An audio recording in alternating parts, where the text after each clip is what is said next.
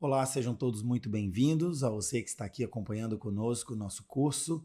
Estamos no sexto módulo e, como sempre, é um enorme prazer estar aqui preparando e gravando essas aulas para que você possa, junto conosco, crescer em conhecimento sobre o estado da sua saúde, da sua gravidez, como está o desenvolvimento do seu bebê e, claro, como se preparar para o momento mais importante da vida da sua família, a chegada deste bebê.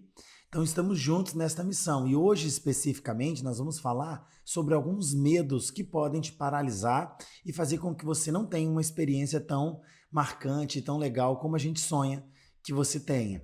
Então, no módulo de hoje nós vamos falar como você deve proceder e prosseguir para vencer os medos que podem estar tentando te paralisar. Vamos falar sobre o parto normal, sobre a cesariana e todos os medos que cercam estes dois eventos tão importantes da sua saúde. Bom, o medo é extremamente importante para a nossa sobrevivência. Nós sabemos que ele, na verdade, é o nosso freio, né? Ele é quem nos freia, ele é quem nos dá limite, mas ele também não pode nos paralisar. Então nós precisamos ter um medo altamente conhecido, porém altamente controlado, para que ele não venha nos paralisar. Eu sempre gosto de dar um exemplo sobre isso, é que eu tenho muito medo de voar de avião, mas eu tenho muito mais preguiça, vamos dizer assim, de ir para o Rio de Janeiro de ônibus, passar uma noite inteira dentro de um ônibus, do que, por exemplo, deixar de pegar um avião por causa do meu medo. Então, eu o torno controlado através de algumas estratégias que eu lancei mão, e uma delas é o conhecimento. Então, eu busquei me conhecer ao máximo sobre segurança de voo para que eu possa ter controle, não controle, mas para que eu possa me sentir mais seguro, para que eu possa ter, através do conhecimento, mais segurança para voar e mais tranquilidade para voar. E é exatamente isso que eu pretendo fazer aqui com este módulo, te dar conhecimento para que você consiga alçar voos cada vez mais alto e mais longe. Então, como vencer este medo? Com conhecimento. Eu tenho certeza que o conhecimento ele é a única ferramenta que você pode ter para vencer os medos que podem te assombrar aí ao longo deste período. E não são poucos. Nós vamos ver que tem muito, muito, muito medo. E o principal deles é o medo de morrer. Toda mulher, principalmente na gestação, sabendo que tem uma família que vai ficar para trás, ela tem muito medo de morrer. E na verdade, os medos, muito embora sejam pertinentes, o evento em si, né, a morte em si, durante a gestação, é muito raro de acontecer, né? Basicamente, somos 8 bilhões de pessoas no mundo e sabemos que todos os dias nascem milhares e milhares de pessoas. E morrem também milhares e milhares de pessoas. Mas dentre os que nascem e os que morrem, pouquíssimos são os que morrem de um evento parturitivo ou de um evento que envolve necessariamente o parto ou o nascimento em si. Então, ou seja, ele é um evento muito pequeno, ele é uma ocorrência muito pequena, graças a Deus por isso. Mas nós não podemos ignorá-la. Então nós devemos conhecê-la para que a gente possa lapidar este medo e ter o maior controle sobre ele possível. Das 3 principais causas de morte de gestantes durante a gestação e parto, as 3 principais incluem hemorragia, a hipertensão ou as intercorrências relacionadas à hipertensão e infecções. E sabemos que cada uma delas ocorre em porções muito pequenas.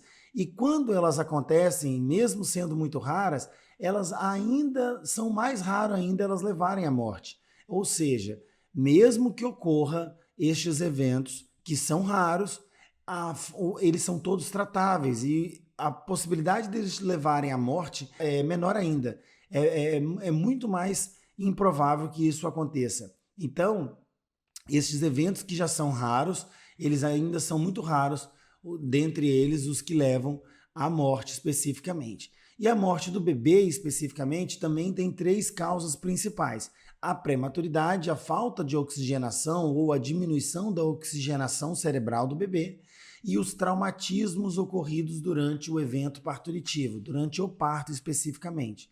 Ou seja, sobre a prematuridade, a gente não tem domínio, muito pelo contrário, né? Deveria a equipe médica ou a equipe de cuidado com essa gestante tomar as providências para evitar a prematuridade. Isso, claro, quando for possível, nem sempre é possível.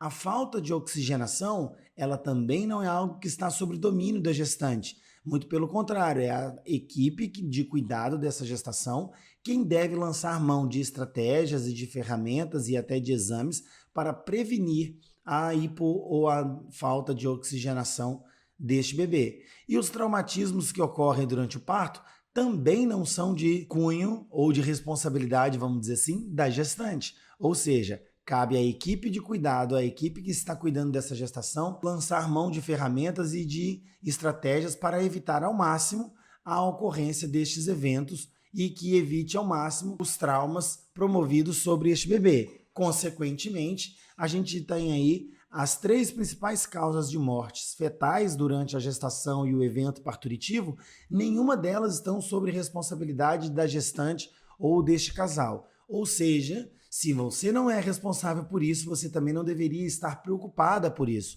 Isso também não deveria ser um medo pertinente para você. Muito embora seja algo que assombre muitas gestantes, como, por exemplo, ter um bebê com hipooxigenação ou com falta de oxigenação cerebral, é algo extremamente atormentador para qualquer gestante. Porém, não está sobre a sua responsabilidade cuidar deste evento. Então, consequentemente, não cabe a você ficar preocupada com isso. Claro, eu sei que isso vai passar pela sua cabeça, mas isso não pode ser necessariamente o determinante para você escolher, por exemplo, uma via de parto, porque isso, na verdade, deveria ser determinante para você escolher uma equipe. Claro, eu sei que nem todos têm capacidade de escolher uma equipe. Muitos estão à mercê das equipes que estão em prontidão para te atender, no hospital, por exemplo, ou até mesmo no SUS. Mas aqueles que podem devem, obviamente, escolher a equipe que te dê a maior segurança possível dentro desta realidade, dessa perspectiva, né?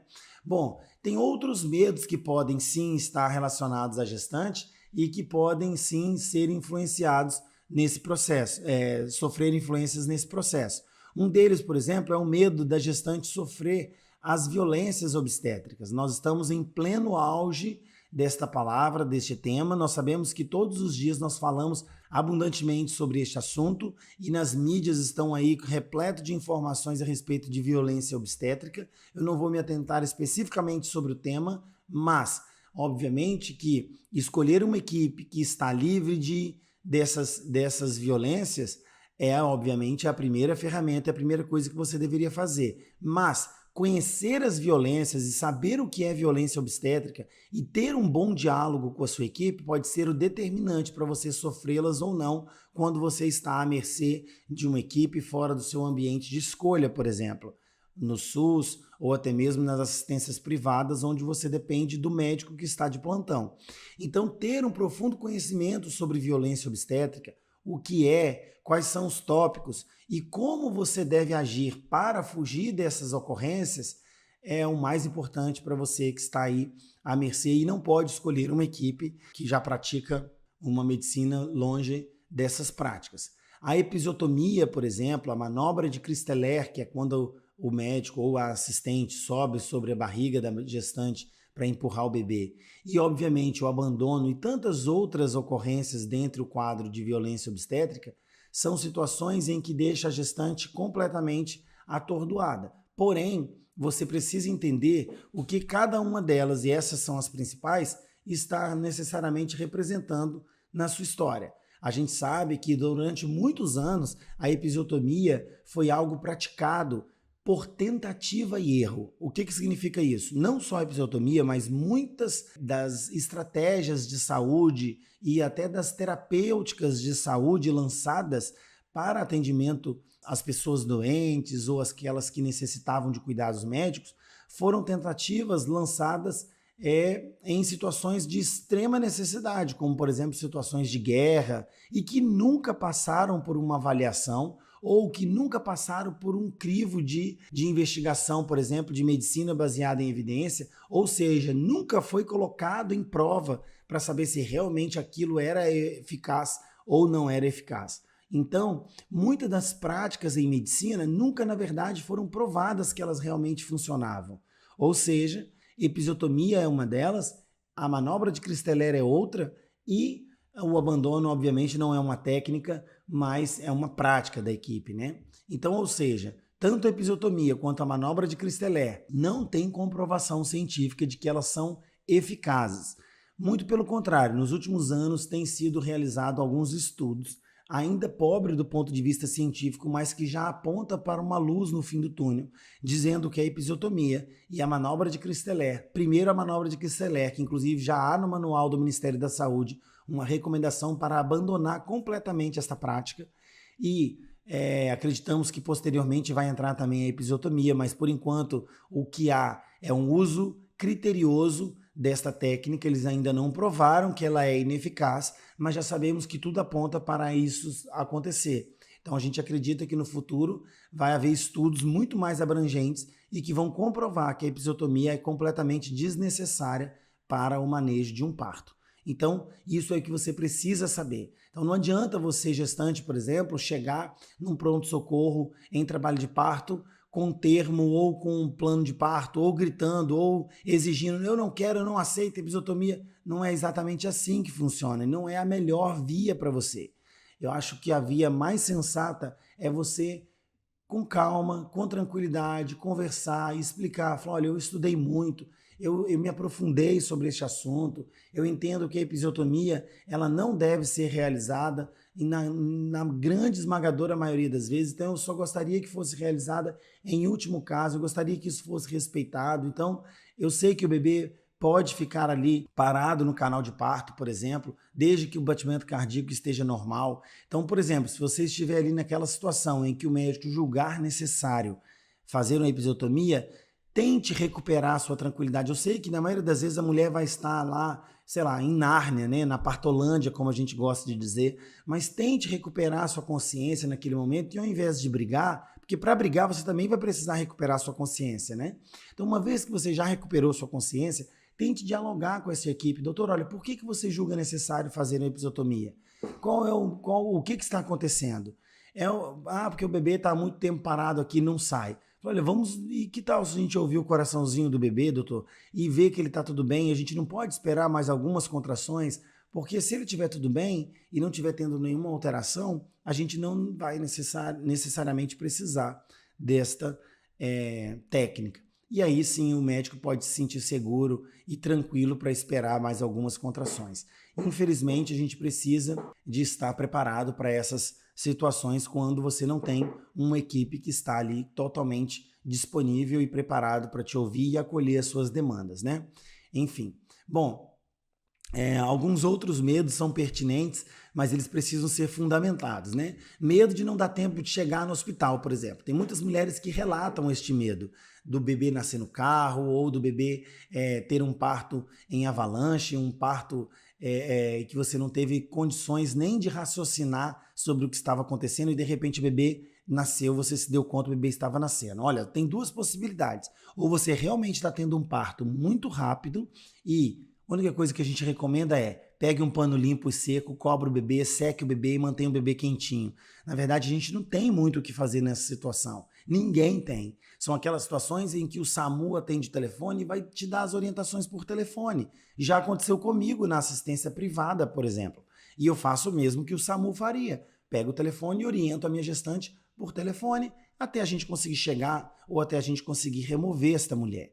Mas você que está nessa situação, você não tem que temer, porque essa situação é uma situação totalmente inesperada. Não adianta você criar medos e te bloquear, ou então estar aí cheia de hormônios ruins, né, que estão relacionados ao medo. A gente vai ver mais à frente que isso está relacionado até à sensação de dor, por exemplo, do que você simplesmente relaxar e deixar a coisa acontecer. Eu não estou dizendo que você deve relaxar e deixar o parto acontecer em casa, ficar 10, 12 horas em trabalho de parto até o bebê nascer. Não é isso que eu estou querendo dizer. Eu estou querendo dizer que esses partos em avalanche, esses partos que ocorrem extremamente rápidos, eles na verdade, eles não são controlados. Então não adianta você se preocupar, porque isso não vai ser suficiente para controlar este evento. Ok? Essa é uma possibilidade. A outra possibilidade é você ter comido mosca. Então, ter um profundo conhecimento sobre as fases do parto, sentar com a sua equipe, discutir sobre as fases do parto, buscar na internet, tem muitos e muitos vídeos sobre como funcionam as fases do parto, quais são as características de cada fase, reconhecer o que o seu corpo está vivendo é muito importante, porque eu já tive paciente que passou aperto, por exemplo, de um bebê quase nascer no carro, ou até mesmo está nascendo no carro e ter aquela correria louca, mas a paciente estava 10 horas em casa em trabalho de parto.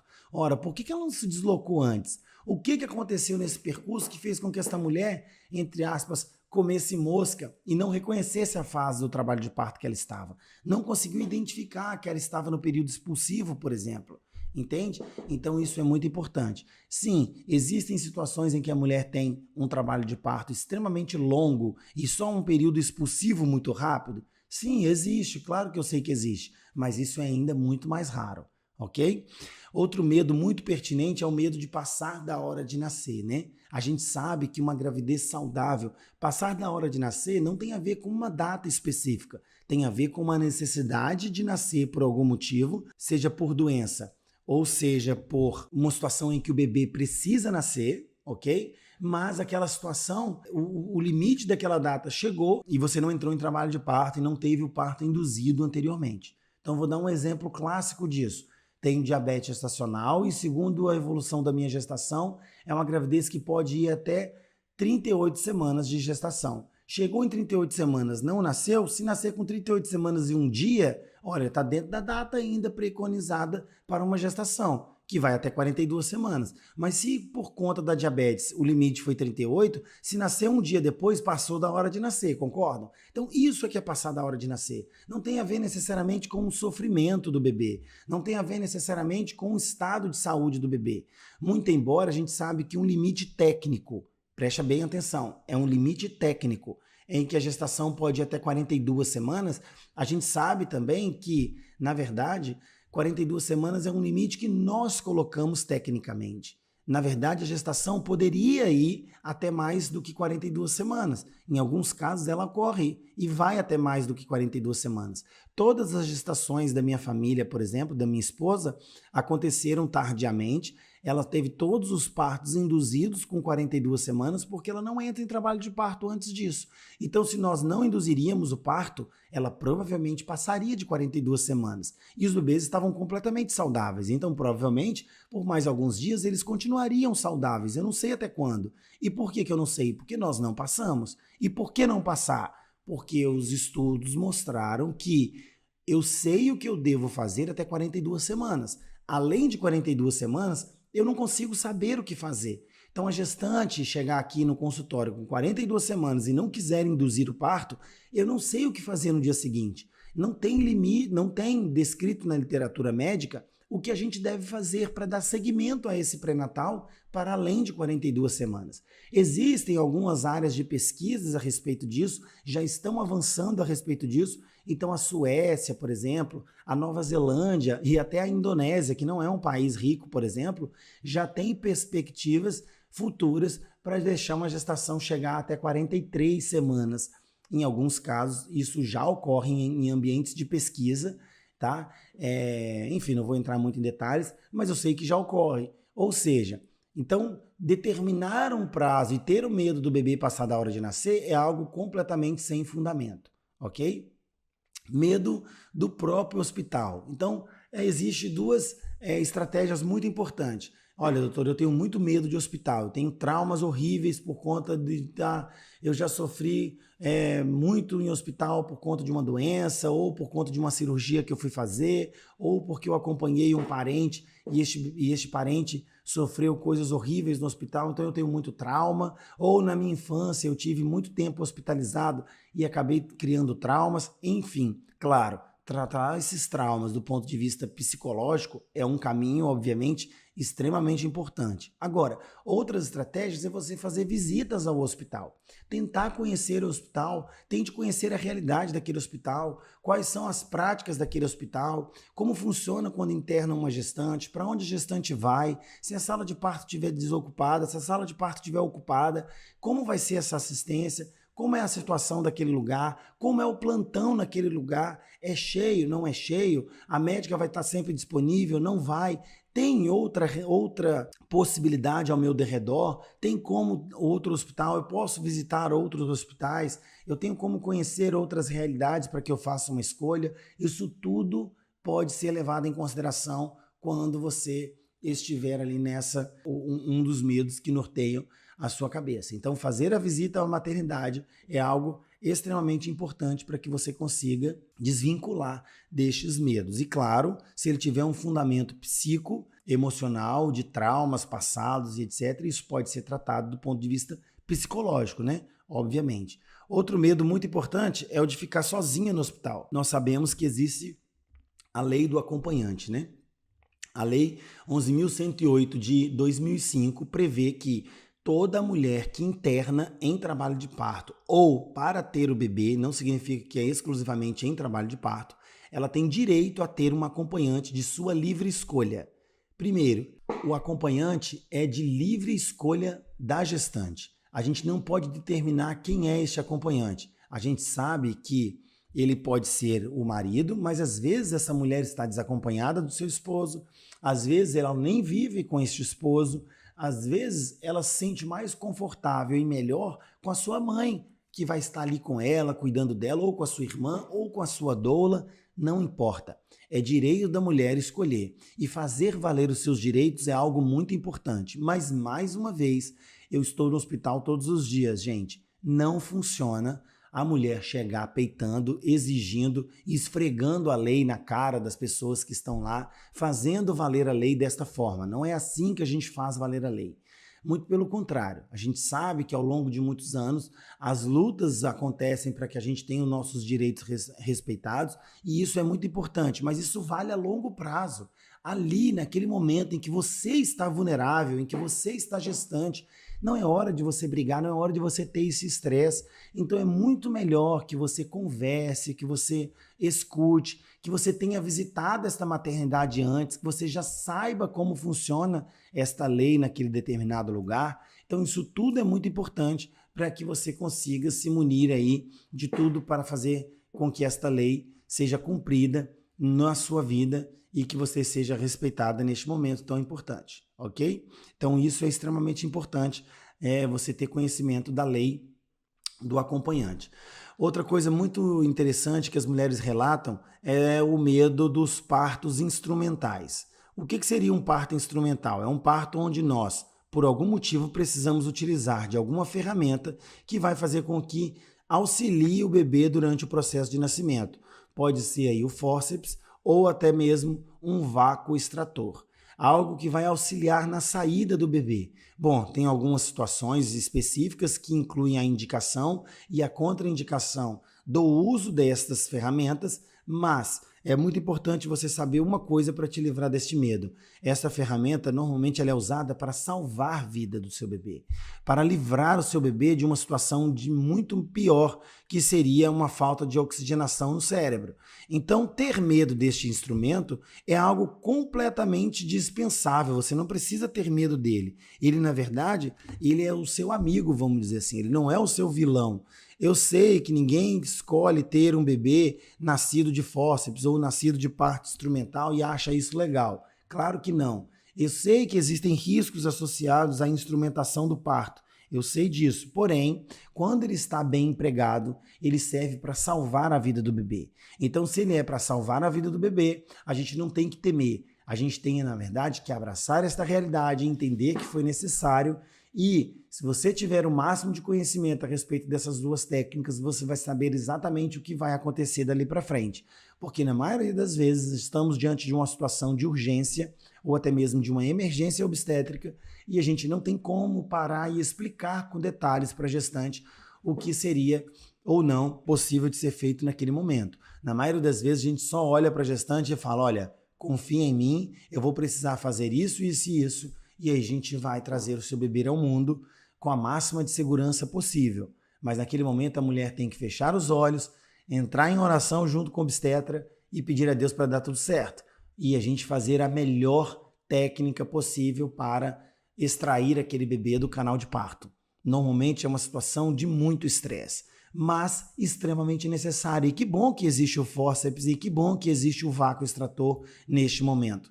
Entendam, este é um evento extremamente raro, mas quando indicado, ele serve para salvar vidas. Então, que bom que isso está sendo executado no seu caso. É assim que você tem que pensar. E isso, obviamente, vai te fazer livrar destes medos nas intercorrências que estão descritas aí nestes eventos quando o parto é instrumental. Bom, o medo da dor, obviamente, é algo extremamente pertinente e real. Eu acho que você tem que ter consciência da dor e não medo dela.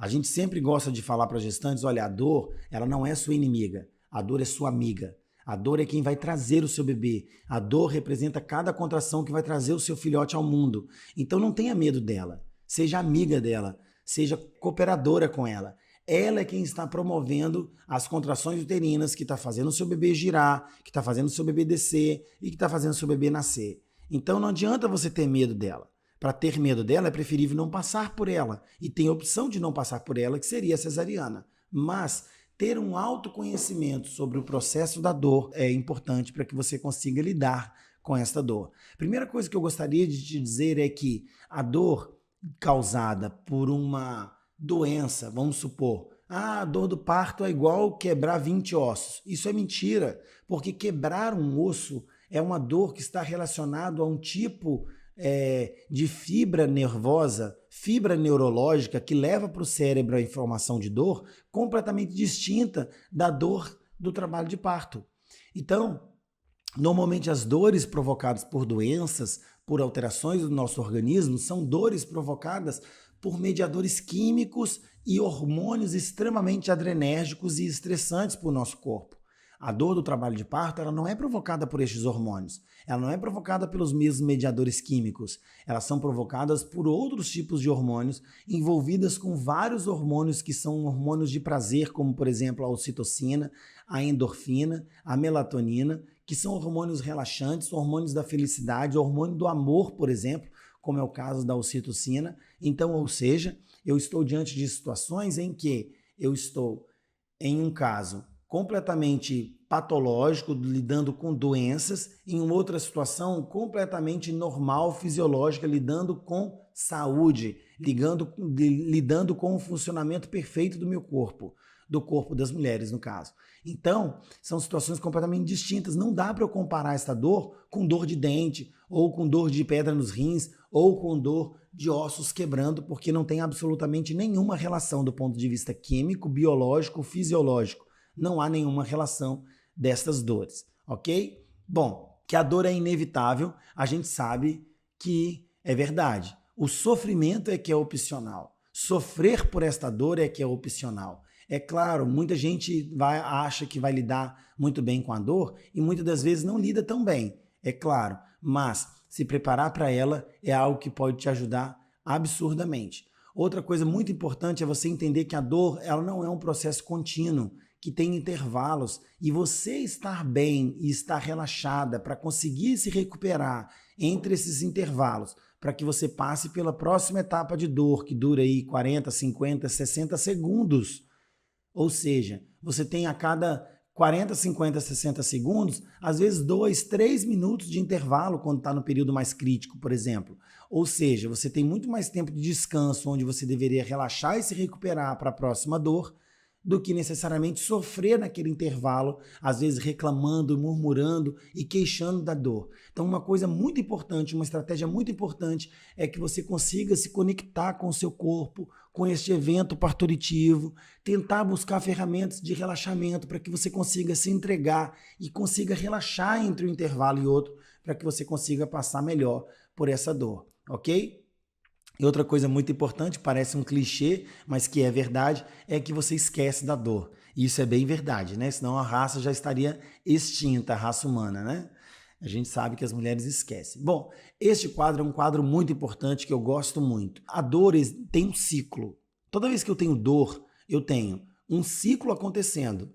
Seja o medo daquela doença, ou daquele evento, ou até mesmo da própria dor.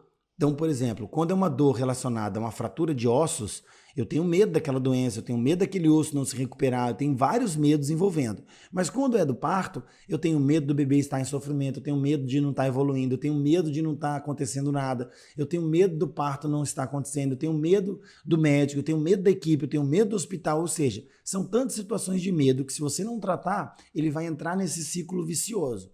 Esse medo vai te gerar tensão, vai expulsar ali do seu corpo, da fisiologia do seu corpo, os hormônios bons e vão trazer hormônios ruins, hormônios adrenérgicos, o cortisol, por exemplo, a adrenalina, por exemplo, a noradrenalina, por exemplo, que são hormônios estressantes para o seu corpo. E eles são antagônicos, eles se opõem aos hormônios bons. Eles vão se opor à ocitocina, eles vão se opor à melatonina, eles vão se opor à endorfina, ou seja, aos hormônios de prazer. Consequentemente, você vai ter um desequilíbrio nesta balança. E neste momento você passa a ter mais hormônios de estresse e hormônios ruins do que os hormônios bons. Consequentemente, você vai aumentar o ciclo da dor.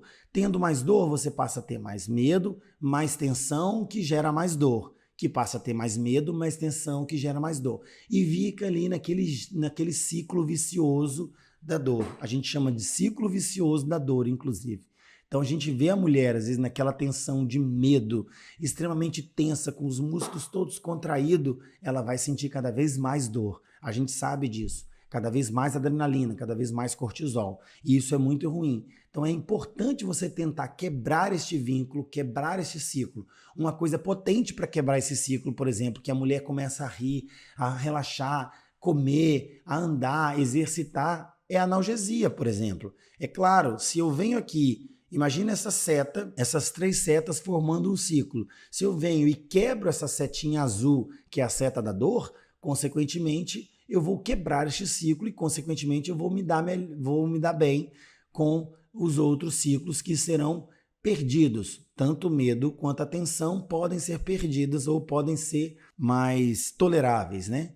Vamos dizer assim. Mas nem sempre tem a opção de usar analgesia, né? Mas lembrando que ela é uma das coisas que quebram este ciclo. Mas por que não quebrar este ciclo me desvencilhando dos medos, por exemplo? Por que não quebrar esse ciclo me desvencilhando da tensão, por exemplo?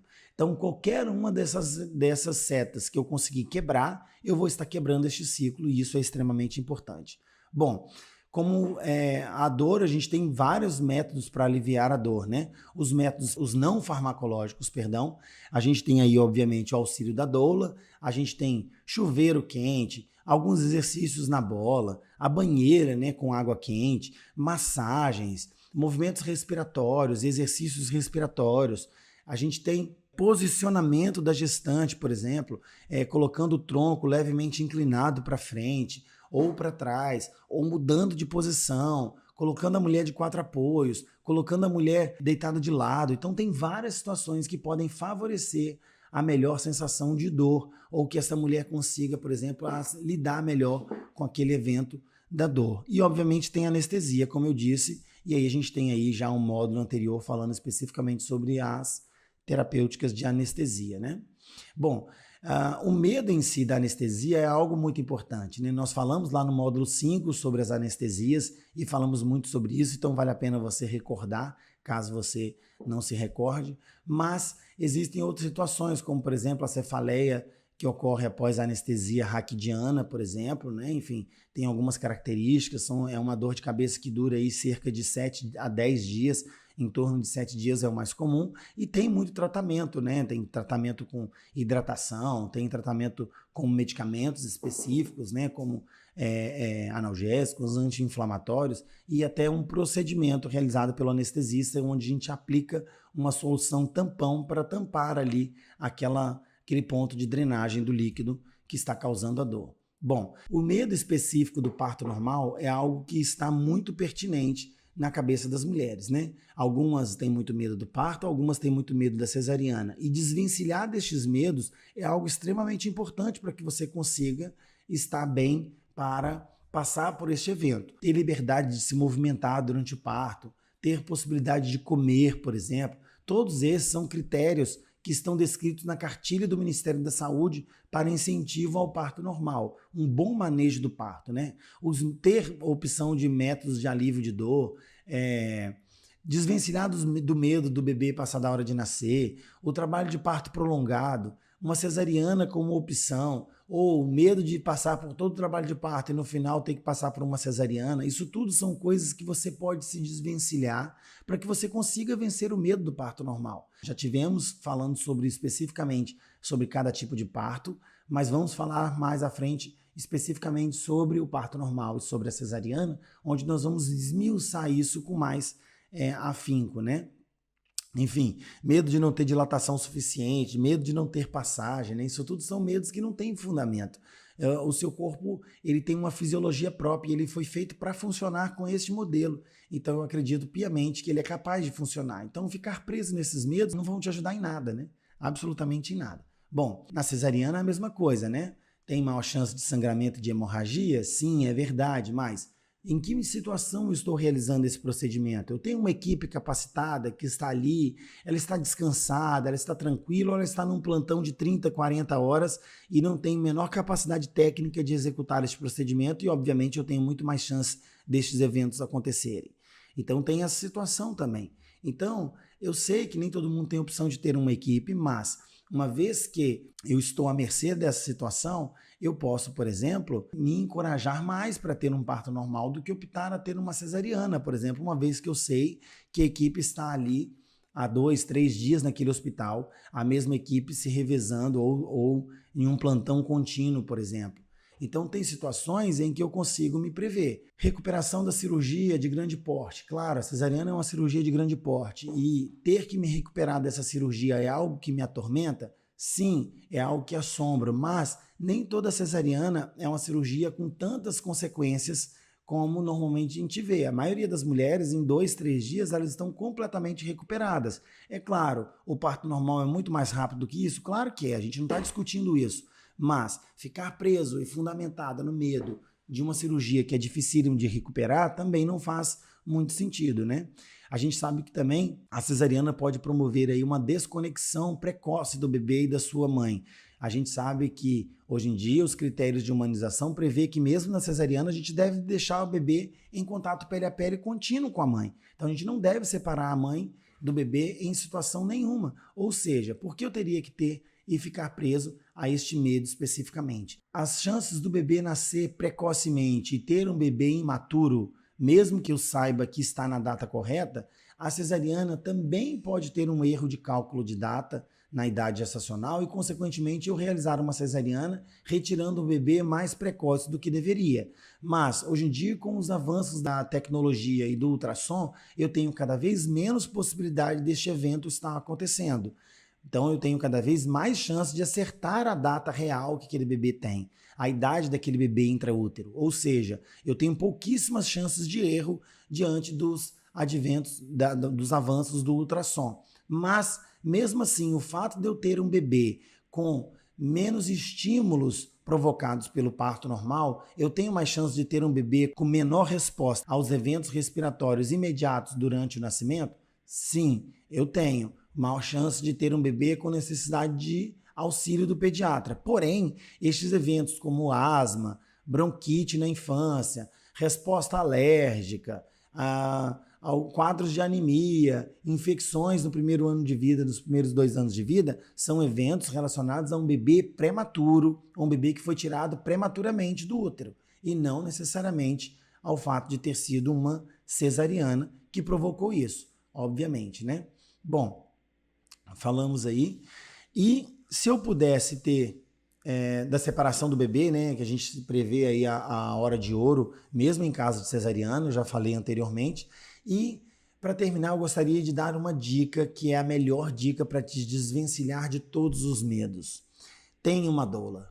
A doula, gente, ela é uma ferramenta extremamente importante nesse processo de medo na gestação, no parto e no puerpério. Olha, se você for parar e estudar o evento parturitivo, a história do parto na humanidade, vocês vão ver que de todos os profissionais que existem envolvidos hoje no parto, fisioterapia, médico, obstetra, enfermeira, fisioterapeuta, educador físico que trata diástase, que trata o períneo, eletroestimulação do períneo, técnicas de fisioterapia específica para o períneo ou para tratar o períneo, acupuntura, psicólogo para o parto, o que mais? Todos esses profissionais que eu já ouvi falar que estão presentes e que podem agregar, e não estou dizendo que é ruim, tá?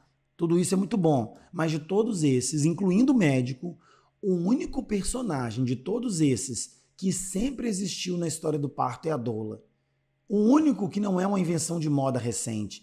O único que é algo que sempre existiu em toda a história da humanidade. Se você for ver aí, por exemplo, aí não tem nenhuma dessas imagens, mas em figura rupestre, por exemplo, em situações como, por exemplo, essas escavações de caverna, a gente encontra, por exemplo, esses desenhos, os desenhos egípcios, por exemplo, essas esculturas, por exemplo, que mostram eventos parturitivos tão antigos, de sociedades tão primitivas, por exemplo. Se você for estudar a história dos indígenas, por exemplo, todas essas sociedades primitivas, elas sempre trabalharam com...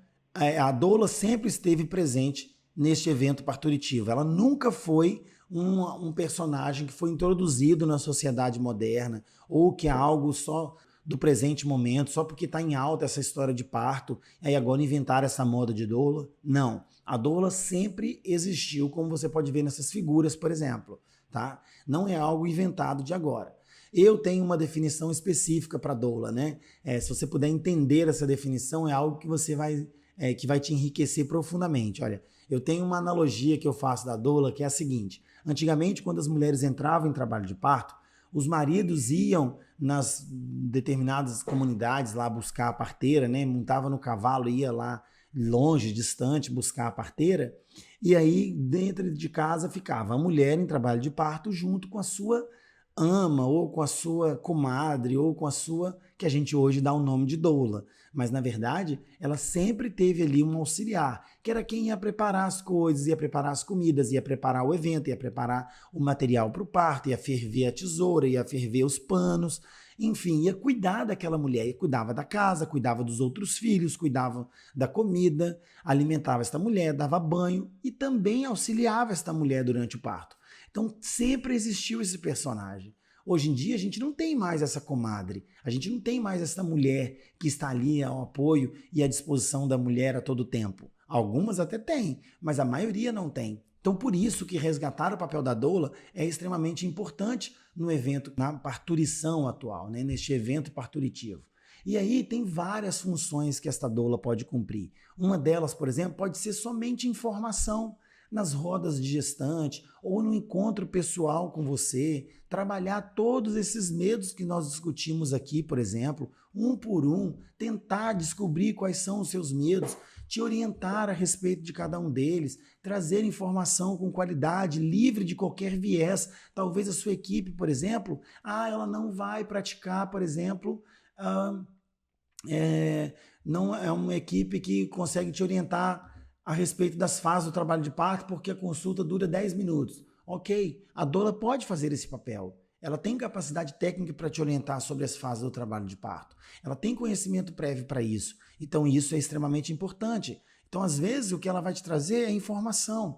Às vezes, não é só informação, mas é uma técnica específica. Durante o trabalho de parto ou até antes, o bebê está sentado ou o bebê está virado, ou durante o trabalho de parto o bebê não encaixou adequadamente. A gente precisa lançar mão de alguma técnica para ajudar o bebê a se desvencilhar daquela posição ou a rodar no canal de parto. Enfim, tem várias técnicas que a doula pode aplicar e fazer com que o parto que está ali, por exemplo, agarrado ou difícil, pode acontecer depois dessas manobras. Ou outras técnicas, por exemplo, para auxílio de dor, como essa que você vê na tela, por exemplo. Massagem, por exemplo, ou compressão bilateral no quadril. Isso tudo favorece a mulher durante o trabalho de parto. Quantas e quantas mulheres estão ali à beira de pedir analgesia, por exemplo, e passam às vezes 1 hora, 2 horas a mais de trabalho de parto só com a doula ali massageando e apertando e ajudando ela a lidar com aquela dor. Isso eu já vi acontecer? Já vi muitas vezes acontecer. Depois ela acabou indo pedindo uma analgesia? Sim, mas às vezes ela estava com 3, 4 centímetros e acabou fazendo com 5, 6, 7. Isso é muito melhor, entende? Então, ter esse apoio é extremamente importante. Às vezes é um apoio físico somente, às vezes é alguém que vai te escorar, porque a única posição que você conseguiu se achar confortável é essa posição pendurada na maca, por exemplo, e aí as suas costas ter um apoio ali, você poder deitar no peito de alguém, no colo de alguém ou na perna de alguém, como nessas duas imagens que vocês estão vendo, é extremamente importante. Então, às vezes, a doula vai servir só de um apoio físico, por exemplo.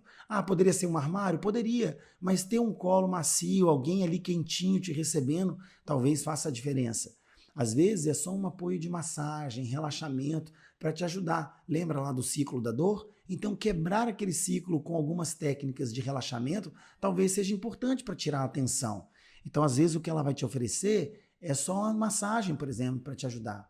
Às vezes é só um carinho, às vezes é só um afago, e isso é tudo que você precisa nesse momento. Você estava desencorajado, estava se sentindo mal, triste por não estar conseguindo, e de repente você recebe aquele carinho de alguém que está ali com você, ou uma palavra de apoio psicoemocional ali mesmo, ali no seu tete a tete, né? Como essa imagem, por exemplo, está representando tão bem, alguém que vai ali, olha, eu estou aqui com você, eu estou aqui, uma palavra de encorajamento, às vezes é tudo que você precisa nesse momento, né? Enfim, alguém que está ali pegando na sua mão, olhando nos teus olhos, dizendo no pé do seu ouvido, olha, eu estou aqui, eu acredito em você, estamos juntos, que às vezes, gente, o marido não vai conseguir fazer isso. Às vezes ele está numa situação de tensão muito maior, às vezes ele está até dormindo, às vezes ele está assistindo o jogo do Flamengo. Eu já vi maridos durante o trabalho de parto saírem para assistir jogo, por exemplo. Eu já vi isso acontecer, sair para beber, por exemplo. Ah, eu também acho um absurdo, claro, mas nem todo marido consegue estar ali naquele evento, por exemplo, que às vezes é muito estressante para ele, né? Enfim, às vezes é só um amparo, às vezes é só alguém que vai ajudar ali a escorar, alguém que vai às vezes te dar só um amparo mesmo. Às vezes é só um suporte, alguém que vai secar suas lágrimas, às vezes é alguém que vai ali te acolher e te secar o suor do seu rosto, por exemplo, às vezes é alguém que vai te servir uma água.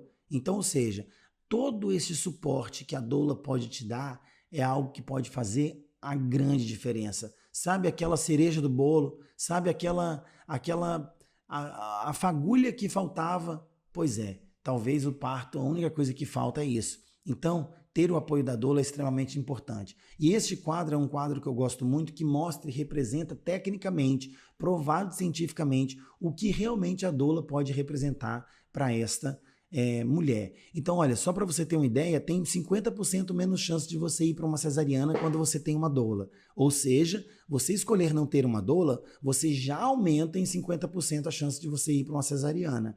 Ou seja, é muito importante ter uma doula. 25% aí em verde de tempo de trabalho de parto encurtado, ou seja, se você teria um trabalho de parto de 10 horas, você diminui 2 horas e meia, porque você tem 25% desse tempo diminuído, porque a presença da doula pode favorecer este processo e fazer com que o trabalho de parto seja mais curto, tá?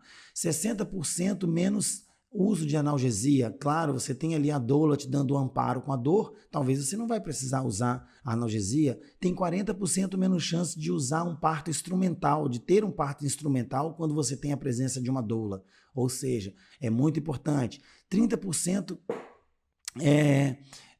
de relatos de menos dor. Então, as mulheres relatam cerca de 30% menos dor. Na avaliação deste estudo, foi usada aquela régua de avaliação, a régua neurológica de avaliação da dor. Ela vai de 0 a 10 e as mulheres que tinham doula, elas relatavam cerca de 30% menos dor do que as mulheres que não tinham doula. E, por fim, 40% menos chance de utilizar ocitocina sintética quando se tem uma doula. Claro, eu tenho alguém que está ali te incentivando a exercitar, fazendo com que o trabalho de parto flua melhor, é claro que às vezes eu tenho menos chance de utilizar a ocitocina para corrigir um problema do trabalho de parto, por exemplo, porque a doula já fez isso com os exercícios.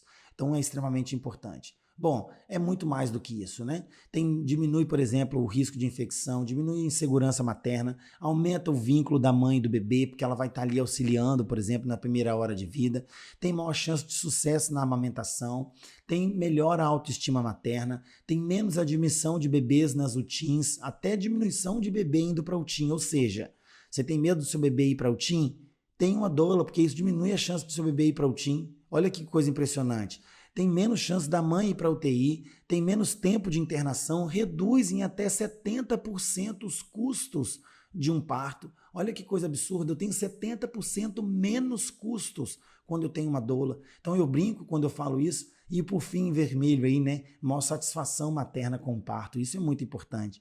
Eu brinco neste quadro quando eu falo isso, quando eu mostro isso para as minhas gestantes, por exemplo, ou eu falo sobre isso, eu brinco, eu falo que se eu fosse dono de uma maternidade, o primeiro profissional que eu ia contratar era a doula, do que enfermeira, porque é muito mais importante ter a doula. Elas têm papéis completamente distintos, mas quando eu penso em custos, por exemplo, a doula tem um papel fundamental para diminuir os custos da assistência hospitalar a um parto. Bom, então a doula, na verdade, você não precisa ter uma doula, você merece ter uma doula.